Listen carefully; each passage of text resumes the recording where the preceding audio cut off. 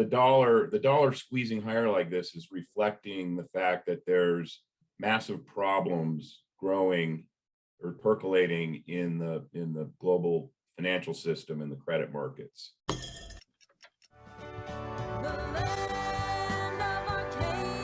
Well, hello there, my friends. Chris Marcus here with you for Arcadia Economics.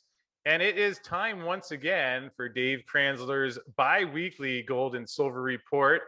Since Dave was busy doing a roundtable with Rafi Farber, Rob Keents, and I yesterday, we decided to do this one together. So Dave, it's a pleasure to have you back on in here. I've been enjoying your gold and silver reports. You've been doing every other week.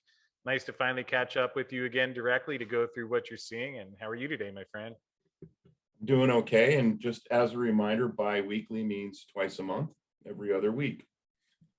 I appreciate that you commonly explain that for the viewers each time in your video, in case anyone's still not sure.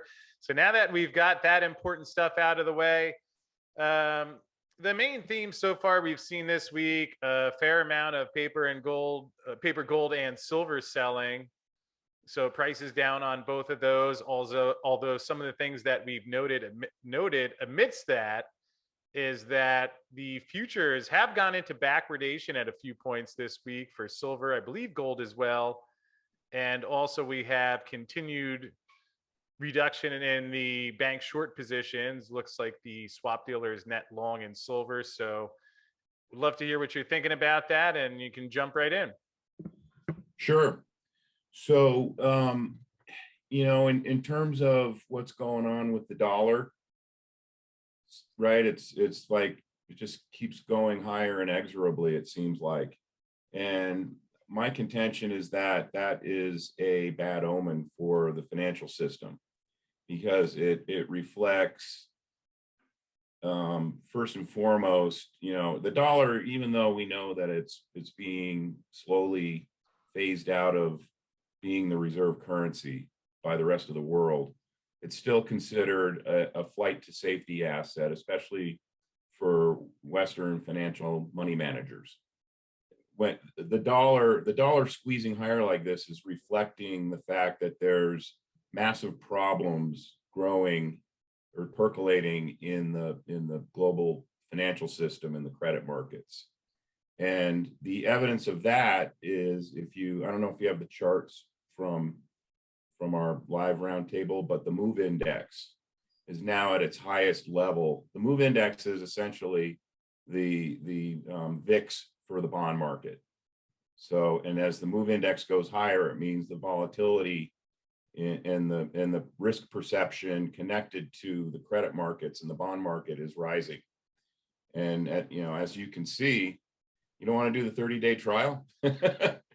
As you can see, we're back to where we were back in early 2009. And at that point, the Fed had already started printing a lot of money and was papering over the problems that caused the 2008 financial crisis.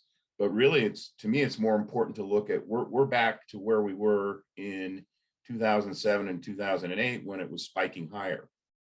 So, and then the other evidence that there's credit market turmoil brewing is the cost of credit default swaps is starting to spike, inexorably higher. Also, the chart of that would look similar to the MOVE index chart or the chart of the dollar. So, what I believe is happening, and you can, the COT report somewhat captures it, is I believe hedge funds are, to some extent, they're doing a fundamental trade where they're covering their dollar short or getting long dollars through the futures market. And against that, they're shorting or selling euros and yen. Because if you look at the composition of the dollar index, the majority of the dollar index is composed of the euro and the yen as contra currencies. And those are like, obviously the yen has been crashing versus the dollar, and the euro has been steadily selling off for quite some time. There's also a few other currencies in there, but that have been declining other than the Swissy, but their movement versus the dollar aren't as consequential to the value of the dollar index as the euro and the yen. So I believe what hedge funds are doing is they're buying dollars, paper dollars, And when I say paper, I mean through the futures market. And they're selling or shorting yen and euro against the dollars as contra currency trades. And at the same time, right, isn't the old rule of thumb, gold goes down when the dollar goes up? So they're selling their paper gold long positions and getting short paper gold. And that's what's causing what we're seeing in the dollar, and what's caused what we're seeing in, I'm glad you referred to it as paper gold and silver, what we're seeing in the paper gold and silver market.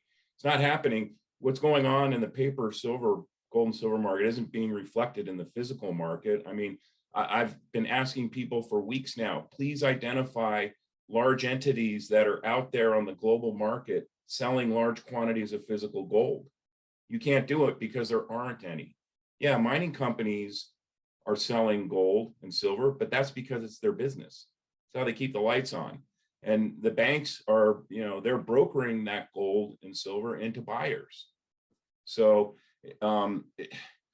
what you're seeing in the paper gold and silver market reflects the supply and demand dynamics of the paper and silver gold markets, not the actual market for physical gold and silver.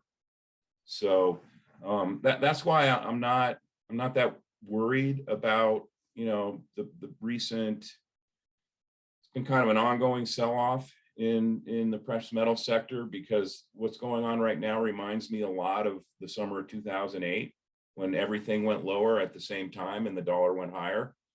And people can look at a chart of the dollar and you'll see that it spiked up over the summer until October.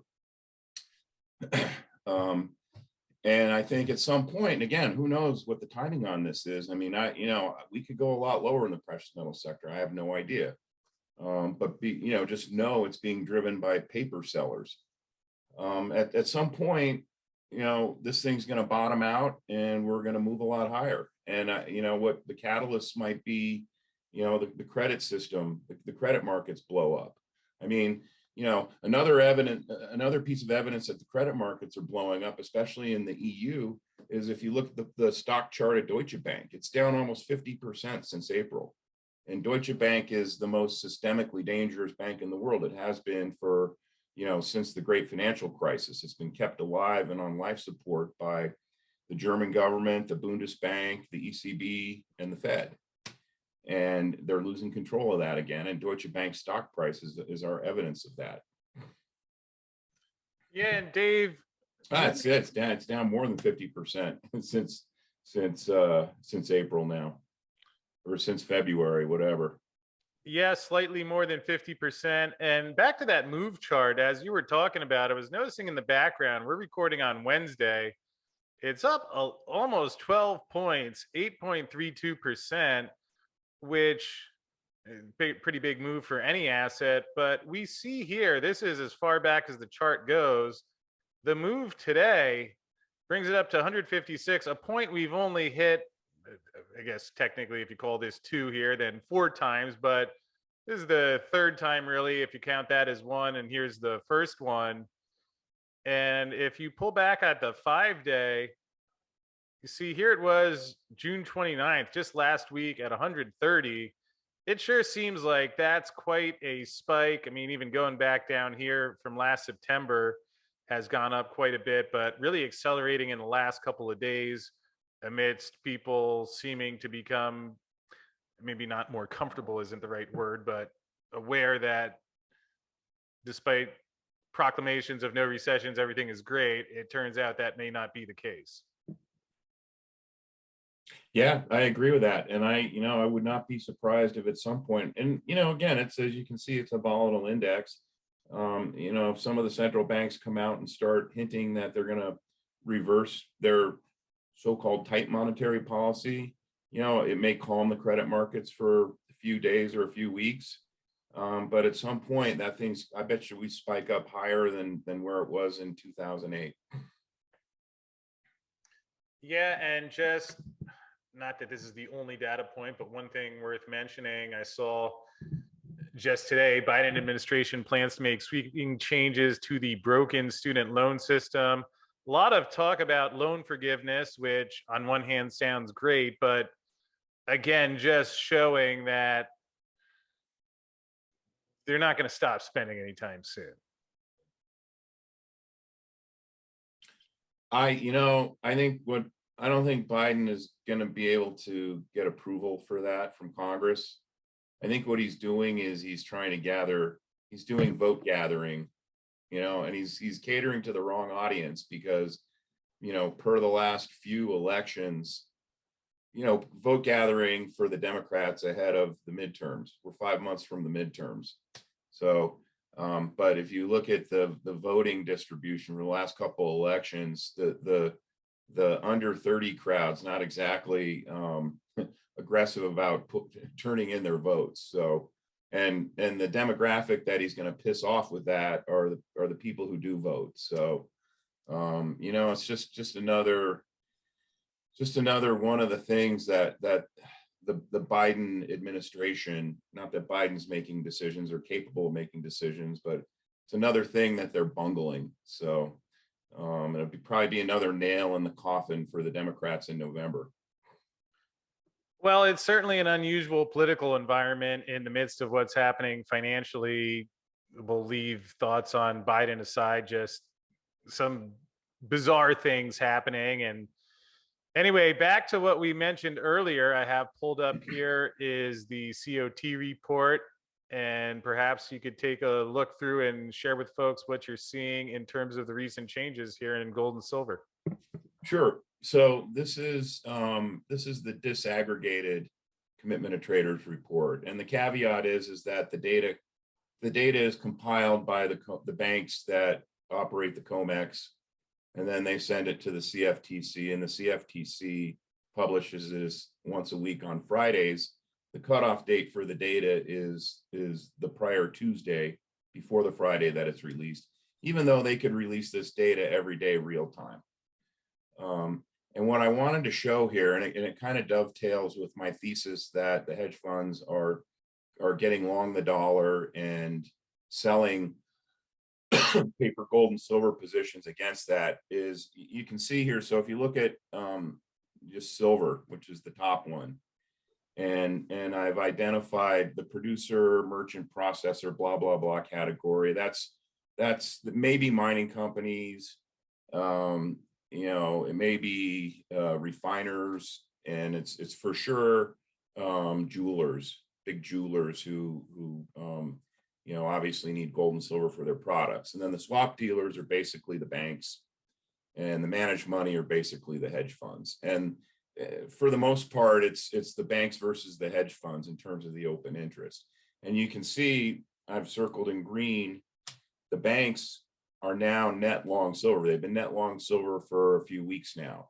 And last week through Tuesday, they got more net long silver, and they did that by covering some of their shorts, 1,300 some odd contracts, and adding to their long position, their gross long position. And so they essentially got net longer silver by about 1,700 contracts. And what I found interesting about this particular report is that the producer / commercial segment of the commitment of traders report also covered quite a bit of their short paper silver position, and they increased their net long position. And what it tells me is that the commercial entities that might use futures to hedge their hedge gold and silver are taking their hedges off to some extent. And then the managed money, you can see on a net basis, they're net long, I don't know, what's that, about 700 contracts, 800 contracts. And last week through Tuesday, they increased their gross short by over 6,000 contracts. That's a lot of paper gold, right? So multiply that number by 100 and you'll get the number of theoretical gold ounces it represents. And then they reduced slightly their long position so that they became less net long by about 6,500 contracts. I might have said gold, that's silver. And then the bottom chart basically shows the same thing. The banks reduced their net short, and the banks are always net short gold. I don't know if I've ever seen them in 20 years be net long paper gold. they've come close, but I don't know that I've seen it. That's not saying it hasn't happened. And now that, here they reduced their net short position by over 6,000 contracts. And at the same time, the hedge funds, I mean, look at the amount of paper gold contracts they shorted last week, over 11,000. So, and then they reduced their net long position by 2,300. So that box right there tells me that the hedge funds have been selling paper gold, whether it's outright selling a long position or adding to their short position. And that correlates with my view, as does the managed money silver cot segment of the report. That dovetails with my thesis that the hedge funds are getting long the dollar and selling paper gold and silver against that as a hedge trade. Well, that is what we're seeing. Oh, and just one more point. And, I kind of suspect, although the holiday week probably screws it up, and I'm not sure if I think the COT report might not come out until Monday, but I would not be surprised to see that the hedge fund / managed money segment is actually net short paper silver by the next COT report. Okay. Any thoughts on what sort of changes we would see after some moves like today and yesterday in the gold market, where we've seen a big sell-off? Do you imagine that is more bank covering? Yes, absolutely. I would argue that it's and again, we'll know. Unfortunately, we won't know until 2 COT reports from now, which again is by design, because the cutoff date for the data was yesterday. But we'll capture what happened yesterday. And yeah, I would not be surprised if in the next COT report it shows that the banks have gotten even net longer paper silver, less net short paper gold, and at the same time the hedge funds have gotten less net long paper gold, and I think they're going to be it'll show that they're net short paper silver. And just for context here, historically, when the structure of the COT sets up like this, it signals at some point we're going to get to a bottom of a major sell-off. That doesn't mean it's going to happen tomorrow. It doesn't mean it's going to happen next week. It might not happen until August or September, but it does, to the extent that the big sellers right now are the hedge funds, and they're pushing it down, because hedge funds, I mean, I'm not saying they sell indiscriminately, but they're not price sensitive when they're trying to put on a position like this. They just dump, because they can also make money trading the intraday ups and downs. I think at some point, this is signaling that, the bottom is getting closer. And again, I don't know if it means $19 silver, $18 silver, $17 silver. I don't know. No one knows. And I don't know what it means for the price of gold, but I would say that, sometime in the next 6 to 9 months, we're going to be a lot higher. The prices of gold and silver are going to be a lot higher than they are right now. Well, certainly will be interesting to watch. There's part of me that is thinking a lot about what happened in 2008 and allowing for that possibility we could see a move like that. And certainly then, the Fed, it's hard to see them hiking for a very long time, and we'll see how that goes. Last question before we wrap up, though. Any thoughts on how you're approaching the mining stocks right now? Many of the miners been beaten up even more than the actual bullion levels, and not an easy decision. Although, I've been trying to think that, or keep in mind that while I think there's a chance that the metals could go lower, I mean, I think there's a lot of people assuming everything is just going to completely crash. The prices are where they are, and we don't know what's going to happen. So curious if you have any thoughts on how you're approaching that. I mean, it's been tough. I think it's too late to liquidate an entire portfolio, and maybe even too late to put on hedges. I had some big hedges on in April, and I took them off too soon, obviously. So I'm kind of pruning out positions that I'm not as confident about. over the next couple years. Doesn't mean that they're not going to work out as junior mining stocks. And I'm making my shopping list, putting together a shopping list for companies that I want to load up on once I get comfortable that we may have hit a bottom. And I'm not trying to pick a bottom. That's, people who say they pick bottoms and tops are liars, or sometimes people get extremely lucky. It's like a lottery ticket. If you look at what happened, the first move in 2008 after the sector bottomed, and it was like, I remember vividly, it felt like the freaking sky was falling in October 2008. I mean, the Amex Gold Bug Index, the Huey, was, it fell below 150. And then suddenly it turned on a dime. And between the end of October and the end of December that year, the Huey index doubled. And I'm sure the GDX did the same thing. I just, at the time I was following the Huey, the Amex Gold Bug Index more avidly than GDX. So that sticks in my memory. GDX may have more than doubled. And obviously between November 2008 and mid 2011, the price of silver ran from $7 to $50, and the price of gold ran from, I think, about $800 to $1,900. And I think because the magnitude of the problems, the financial system problems that we're facing right now are multiples of what they were back then, I think we could see a percentage move in the sector that's multiples of what we saw between 2008 and 2011. Well, you'd certainly think with all the money that is out there already, plus what is going to be added, that would be possible. Although, again, I would just advocate for people to invest responsibly and make sure that you're getting your appropriate financial guidance. Although, Dave, I appreciate you joining me to share what you are seeing. You can find out more about Dave at investmentresearchdynamics.com, where he has his blog and also publishes the Mining Stock Journal and the Short Sellers Journal, which I enjoy reading. Gives you an idea of what Dave is looking at. Link to that is in the description field below. And lastly, before we wrap up, we'd like to thank Silver Viper Minerals, one of the exploration companies that is looking for projects in a not very easy environment to find them. Fortunately, they did just recently finish their financing, which, Dave, you and I have talked about that. I know you mentioned in one of your recent mining stock journals of wondering why now, although I think a lot of the companies have been wanting to make sure they could continue executing on their project.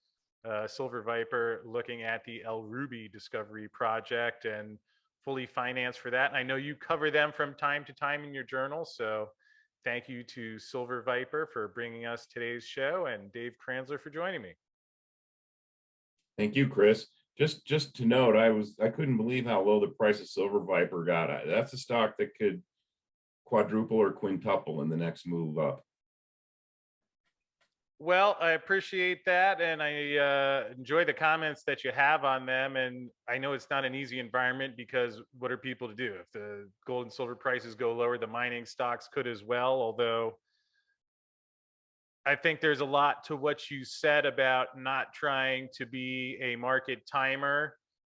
And if you believe in a company and what they're doing, that's at least how I approach it, which can be different for everyone. But remember when I was reading those Market Wizards books and just interviews with great trader after great trader, and most of them talked about how it wasn't that they got the exact top or the exact bottom, but really finding something they believed in and having the conviction to stick through that, through whatever happens. And anyway, so we'll wrap up there, but thank you to Silver Viper and also to Dave Kranzler of Investment Research Dynamics. And Dave, we'll look forward to your bi-weekly report in how many weeks? Thanks, Chris. In 2 more weeks. And with that said, for anyone who'd like to know a little bit more about what Silver Viper is doing, well, Steve Cope joined me on the show recently, and that video is coming up your way now.